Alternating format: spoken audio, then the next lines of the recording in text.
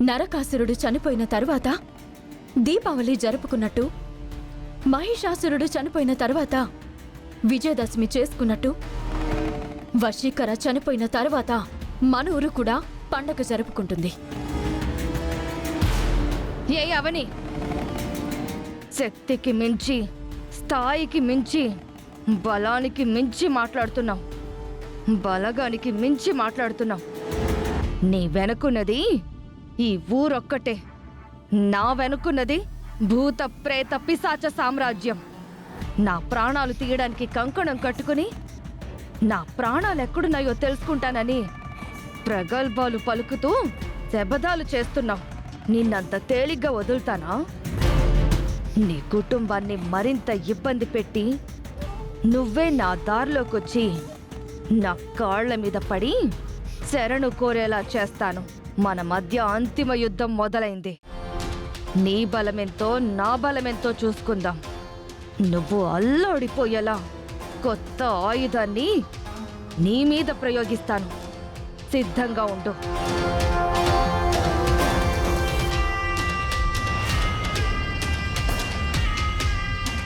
ఏంటి ఈరోజు చాలా సాంప్రదాయబద్ధంగా వచ్చావు? ఏదైనా పూజ గాని ఏదైనా కార్యక్రమం గాని జరిగిందా? జరిగింది. ఏంటది?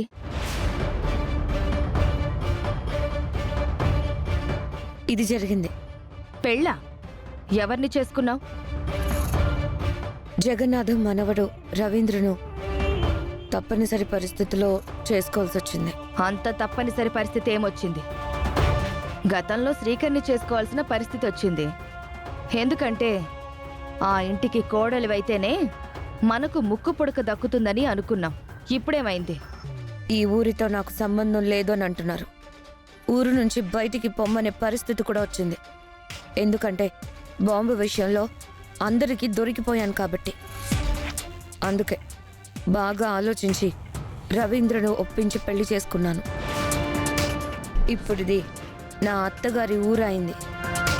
ఊరొదిలి పొమ్మని చెప్పే ఆ అధికారం ఎవ్వరికీ లేదు.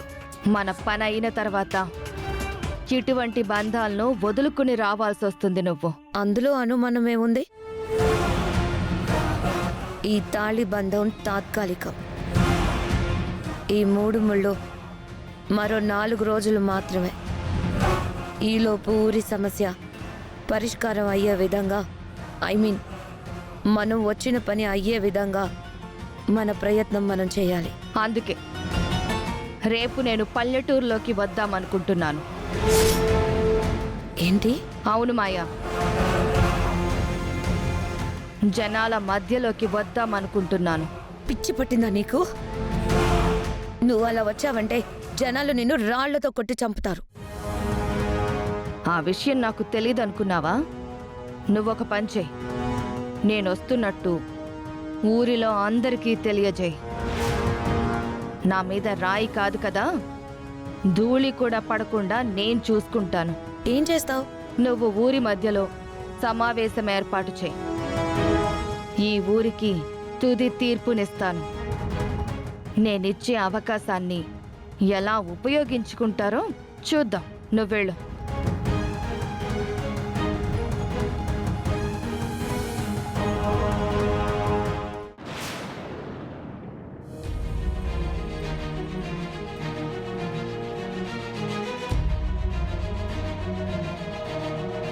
అడవిదారిలో జడల మర్రి చెట్టు ఉంది కదా? అవును. కట్టెల కోసమని రత్నంగాడు ఆ చెట్టు మీదకి గొడ్డలి వేశాడు. అంతే, చెట్టులో నుంచి ఒక ఆకారం బయటకొచ్చింది. రత్నంగాడిని ఓడలతో పట్టుకుని లోపలికి తీసుకెళ్లిపోయింది. రత్నంగాడి చెట్టులోకి వెళ్ళిపోయాడు, బయటికి రాలేదు. రావి చెట్టు నల్లగా మారిపోతుండడం అది వశీకర మంత్రశక్తి వల్లే అయ్యుంటుంది. జడల మర్రి చెట్టు మనిషిని తనలోకి లాక్కుని పోవడమేంటి? అదెలా సాధ్యం అవుతుంది? ఆ మిస్టరీ ఏంటో తెలుసుకోవాలి.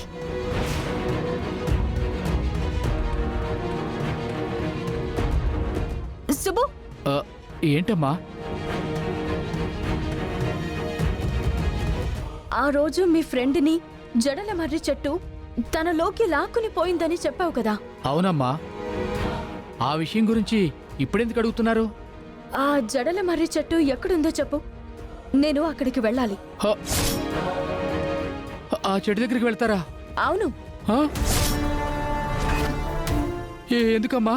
అక్కడికి వెళ్ళి నేను తెలుసుకోవాల్సిన విషయాలు చాలా ఉన్నాయి. అంత ప్రమాదకరమైన చెట్టు దగ్గరికి వెళ్తానంటారేంటమ్మా? కావాలంటే ఊరందరం వెళ్దాం, మీరు మాత్రం ఒంటరిగా వెళ్ళొద్దు. ఏ విషయమైనా ముందు నేనే ఆ రిస్క్ తీసుకోవాలని అనుకుంటాను. ఎదుటివారికి ప్రమాదం కలగకూడదు. ముందు నువ్వు ఆ చెట్టు గురించి చెప్పు.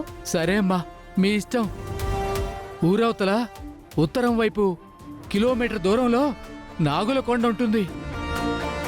నాగులకొండ దాటిన తర్వాత ఎడం వైపుకి మళ్ళంగానే మీకు జడల మర్రి చెట్టు ఎదురుపడుతుంది.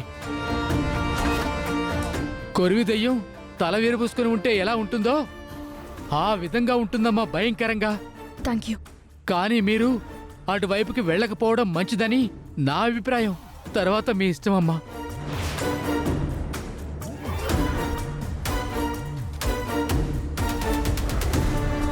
ఆ చెట్టు దగ్గరే ఏదో రహస్యం దాగి ఉంది.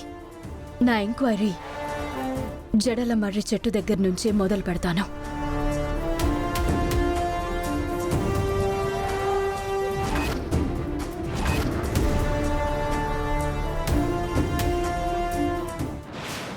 అందర్నీ సమావేశపరచడానికి గల కారణం ఏంటో చెప్పమ్మా. ఇది ఊరి సమస్యకు పరిష్కారం చూపించే విషయం. అందరూ జాగ్రత్తగా వినండి. నేను జగన్నాథం గారి ఇంటి కోడల్ని అయిన తర్వాత ఊరి మీద నాకు మరింత బాధ్యత పెరిగింది. కోట గురించి అందరం భయపడుతూ వెనక్కి తగ్గుతుంటే ఆ దుష్టశక్తి మనల్ని మరింత భయపెడుతుంది. అందుకే ఏదైతే అది అవుతుందని తెగించి కోట దగ్గరకు వెళ్ళాను. వసీకరణను బయటికి పిలిచాను. బయటికొచ్చింది. నీతో చర్చలకొచ్చాను. నీ కోరికలు ఏంటో చెప్పు, నీ వల్ల ఊరు ఇబ్బంది పడకూడదు అని అన్నాను. అప్పుడు వసీకర ఏమందంటే, నేనే అందరి ముందుకి వచ్చి మాట్లాడతాను అనంది. కాసేపట్లో వస్తుంది. ఎవ్వరూ భయపడకుండా ఉండండి. కోటలో పాగా వేసిన ఆ పెద్ద దెయ్యం బయటకు వచ్చి ఏం అడుగుతుందో ఏంటో.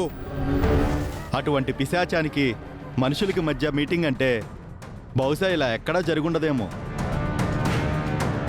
ఇటువంటి సమయంలో అవని వాళ్ళు కూడా ఉంటే బావుండేది.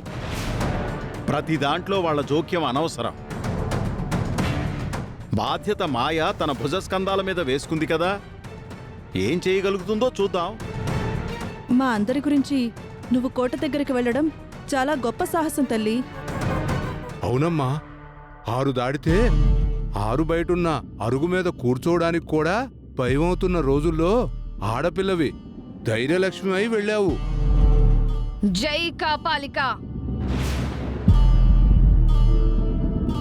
అదిగో వసీకర వస్తుంది.